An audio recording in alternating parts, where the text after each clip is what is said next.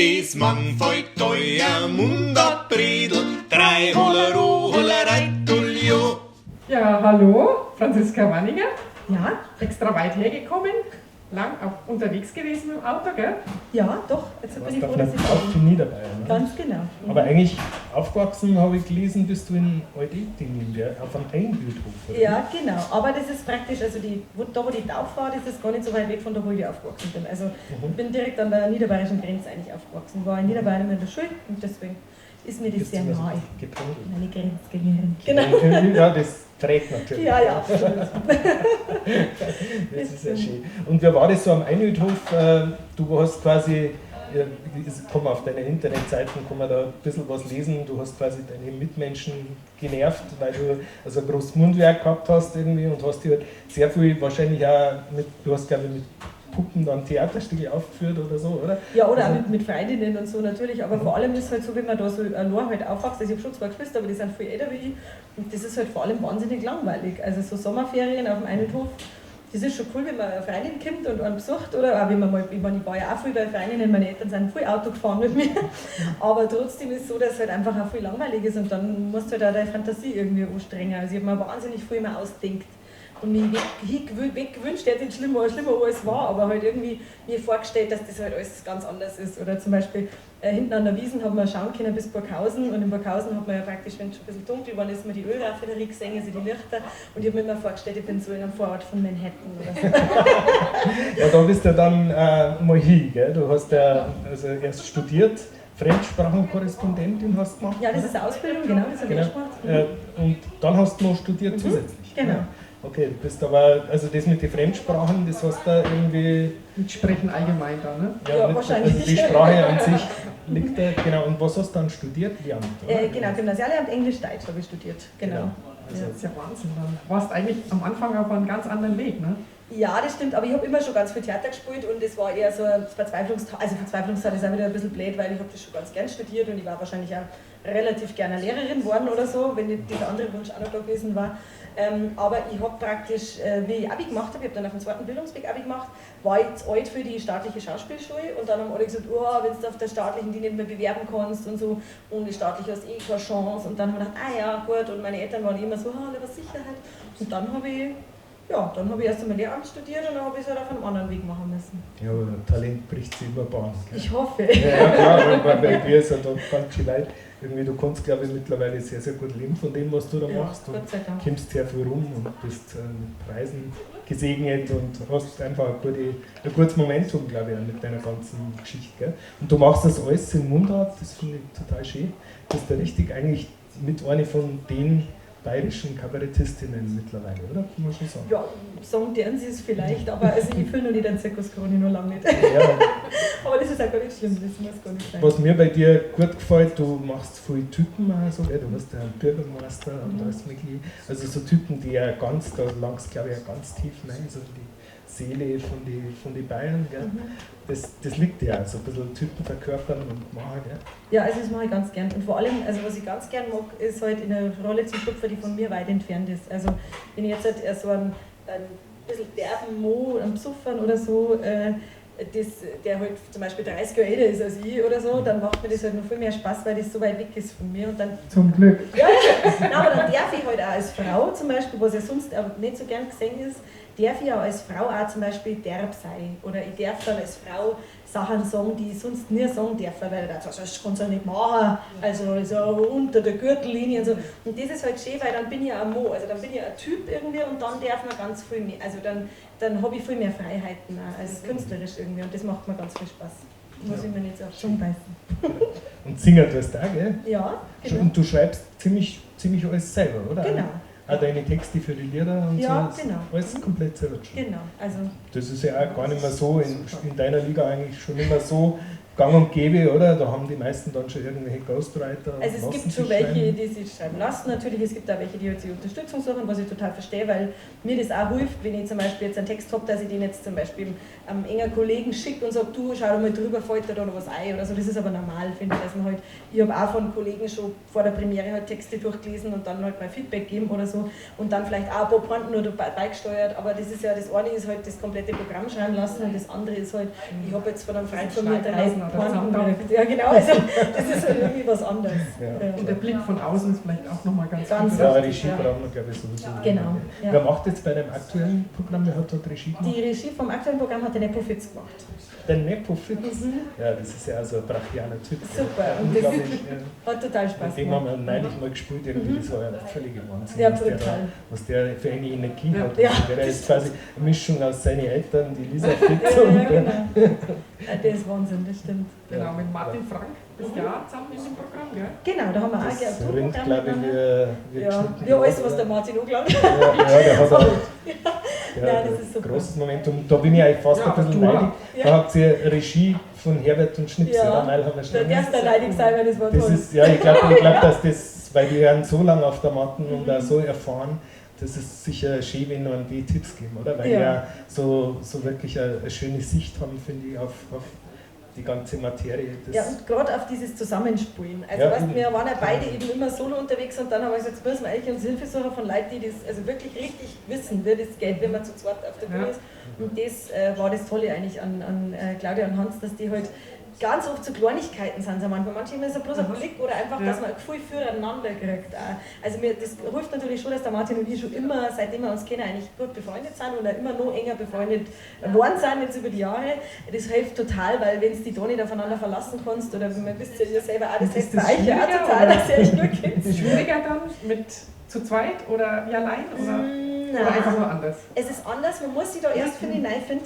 Ich weiß nicht, wie es euch da geht. Also mir geht es so, dass ich mir da mit beide, der Martin auch, dass man halt auch dem anderen den Raum gibt und so. Aber jetzt ist es eigentlich total schön, weil man auch sich so aufeinander verlassen kann. Also auch wenn ich jetzt heute todkrank bin und ich spiele mal einen Auftritt mit Martin, dann weiß ich, ja, also irgendwie, da ist das alles nicht so schlimm. Wenn ich allein wo ich fahre, dann weiß ich, die ganze Verantwortung ist jetzt bei mir. Und so kann man das ein Und bisschen so teilen. weiß ich, okay, wir kommen da durch irgendwie. Und dann Ja. ist es auch so, wenn jetzt einer von uns spontan was macht mit dem Publikum, dann ist es halt auch schön, weil wir uns so gut kennen, dass halt auch der andere mit einsteigt. Oder kannst dann den Ball aufgreifen Genau. oder jetzt so ein Tisch. und da weiß ich auch, da fühle ich mich wahnsinnig sicher beim Martin. Das darf ich jetzt bei jemand anderem, vielleicht darf ich mich eher zurückhalten oder so, wenn ich jetzt mit jemand anderem, egal ob das jetzt eine Frau oder Mann ist, aber einfach jemand, den ich nicht so gut kenne, wo ich nicht weiß, wie der genau tickt, dann darf ich mir, glaube ich, da gar nicht so viel trauen, aber bei Martin ist das immer so, wir verstehen uns irgendwie blind und das ist gut, glaube ich, auf der Bühne. Aber auch jetzt dein eigenes Programm, du bist ja im Moment, glaube ich, in der Phase, es gibt ja immer so bestimmte Phasen, gell? Wenn man ein neues Programm hat, das ist ja noch nicht so alt, oder? Das ist, Ein Jahr ist jetzt, ein bisschen Ja. über ein Jahr. Mhm. genau, aber da ist es eigentlich noch nicht notwendig, dass man darüber nachdenkt, ein neues zu machen, oder ist im Hinterkopf Das schon... dauert wahrscheinlich lange genug, bis Nein, so ein Programm normal steht. Ne? spielst du Ja. das 3 Jahre oder so in der Richtung. Ja, so sowas, auch aber gedacht hast. jetzt ist halt schon so, wir wissen ja selber, wie es ist, dass die Termine so ewig weit im Voraus schon sind. Das heißt, Ja. jetzt muss ich mir schon langsam wirklich Gedanken machen, wann mache ich wo, mache ich meine Vorpremieren und das. Finde ich, wenn man da das erste Mal drüber nachdenkt, das ist dann schon wieder so, oh nein, Jetzt muss ich dann ich kann schon nicht, es geht nicht. Das ist halt Ja. so. Bisher ist ja schon, hat es ja schon 3 Mal ganz super Ja, funktioniert, oder? Von daher wird es dann ein 14 Mal eigentlich, glaube ich. Ich glaube, ich weiß nicht, das ist glaube ich ganz normal, dass bei jedem Künstler das so ist, dass er sich immer, wenn er was, also praktisch, wenn er was Neues schreiben muss oder schaffen muss, sage ich mal, schöpfen muss, dass er immer glaubt, er kann es eigentlich nicht. Also ich kenne eigentlich fast nur Leute, die sagen, irgendwie das Gefühl haben, dass irgendwann kommen sie mal drauf, dass ich eigentlich nichts kann. Also, dass man irgendwer sich, also dass ich, wenn jetzt jemand zu mir sagen wird, also wenn ich jetzt wieder neu anfange, ein Programm zu schreiben, glaube ich wieder, ich kann es eigentlich überhaupt nicht. Und selbst wenn jemand sagt, ja, du hast ja die anderen 3 Programme auch geschrieben, dann ist das für mich trotzdem kein Argument, weil in dem Moment sehe ich das gar nicht, weil dann ist das so ein großer Berg und dann habe ich einfach den Eindruck, ich habe jetzt alles auserzählt, ich habe jetzt nichts mehr zu sagen. Und so war das beim letzten Programm auch. Und da muss man dann wieder über diesen Hügel drüber und irgendwann So, bis die Sicherheit halt wieder kommt, wo man sich dann so richtig gut fühlt. Das ja, dauert halt eine Zeit. und wo ja. man auch ein Thema hat, irgendwie, für das man brennt. Ich finde, das ist also wichtig, weil man will ja nicht über, ich meine, es gibt 4000 Leute, die was über die Supermarktkasse erzählen, da muss ich mir jetzt nicht auch noch einreihen irgendwie und dass man dann auch so einen Typen findet, den man spielen mag oder irgendwie, es muss ja für mich selber auch irgendwie interessant sein. Ich muss ja meinen Namen darüber schreiben können. Ja, du irgendwie. musst dich vor allen Dingen weiterentwickeln Genau, als eben. Mensch. Weil das ist ja, Immer glaube ich, wieder auch weiter. das, was Genau. die guten Künstler auszeichnet, dass einfach eine Entwicklung da ist. Und nur so kannst du, glaube ich, auch, du musst dich in gewisser Weise eigentlich mit jedem Programm irgendwo ein bisschen selber neu erfinden. Auch und so. Ja, Also wahrscheinlich schon. Die ganz Großen haben immer das geschafft, dass die alten Fans sozusagen mitgenommen haben und sie mit einem neuen Programm aber auch irgendwie noch eine gewisse neue Klientel bearbeitet haben. Also Ja. so Also zumindest ist es bei mir so, dass ich mir jetzt halt bei dem Programm viel mehr traue, als ich mir früher traut hätte oder so. Also das merke ich schon und das ist auch schön. Also dass ich jetzt zum Beispiel am Schluss habe ich ein Lied drin, das habe ich auch auf so Single-CD rausgebracht und das ist überhaupt nicht lustig, also gar nicht, sondern das hat einfach einen ernsten Kern und das will ich sagen. Also das ist mir wichtig, dass ich das jetzt mal sage. Und man traut sich, das kenne ich auch. Dieses 3 Sekunden, alle 3 Sekunden muss gelacht werden, genau. das ist irgendwie...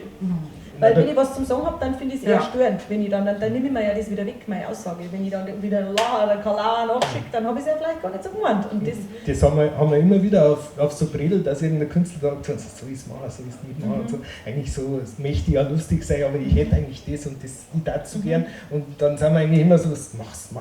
Weil es ist tatsächlich so, die Leute gutieren das extrem. Also man sollte sich das viel mehr trauen, einmal was Ernstes, weil die Leute wollen nicht immer nur lachen. Das Leben ist nicht immer nur lustig. Genau. Und wenn du einen wirklich ernsten Inhalt hast, also wenn du von deiner Seele sozusagen was transportieren möchtest, dann spüren das die Leute und die sind da brutal dankbar. Die sind da mindestens so dankbar wie für einen guten Witz oder so. Ja. Wenn du sie sozusagen auf dieser Seite irgendwo berührst und sie dann da schwingen anfangen, das danken sie da oft noch mehr wie irgendeine ganz lustige Nummer. Ja, mir geht es oft so. Also jetzt, ich traue mir noch nicht beim Bredel sowas zu machen. So weit bin ich jetzt noch nicht, das mache ich jetzt meine Entwicklung jetzt wahrscheinlich.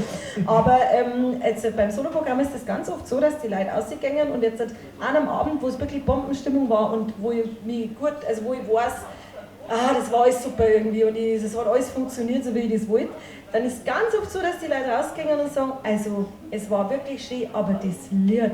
Also, das ist so schön. Also das halt dann, oder auch mit dem Duo-Programm, da haben wir wirklich eine recht hohe Porndichte drin. Ja. Und es macht auch so Spaß zum Spielen und da habe ich am Schluss ein Gedicht. Also da habe ich auch, das ist auch zum Beispiel was, also da war der Martin am Anfang, war da jetzt zum Beispiel nicht so offen und gesagt, ja, soll ich das wirklich machen? Ja, probier's mal, weil ich finde das Gedicht total schön, Franzi, probier's, aber ich kann das jetzt glaube ich nicht. Und dann haben wir es aber gemacht und das gibt auch total, das Gedicht ist auch eher so nachdenklich und das ist total schön, wenn Leute wieder noch ansprechen auf das. Wenn die rausgehen, sagen, es war ganz ein schöner Abend und ganz oft habe ich jetzt das Gedicht schon kopiert oder per E-Mail verschickt, weil sie es dann halt haben wollten und das finde ich dann schön, weil ich finde, es geht einfach auf der Bühne und bei sowas einfach darum, dass man berührt und egal wie.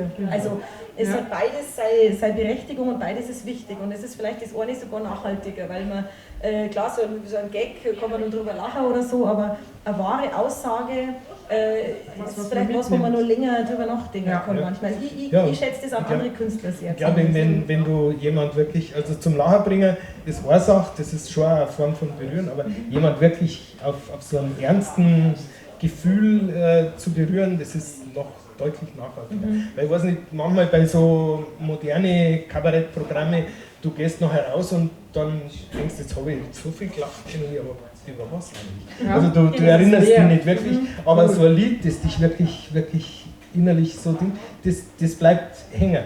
Und das klingt auch unter Umständen noch tagelang nach. Ja, und ich denke mal, man hat ja irgendwie eine Botschaft, also eine Aufgabe. Ja, genau. Wenn du jetzt als Kabarettistin auf der Bühne bist, möchtest du ja den Menschen irgendwie Gedankenanstöße geben oder so. Ne?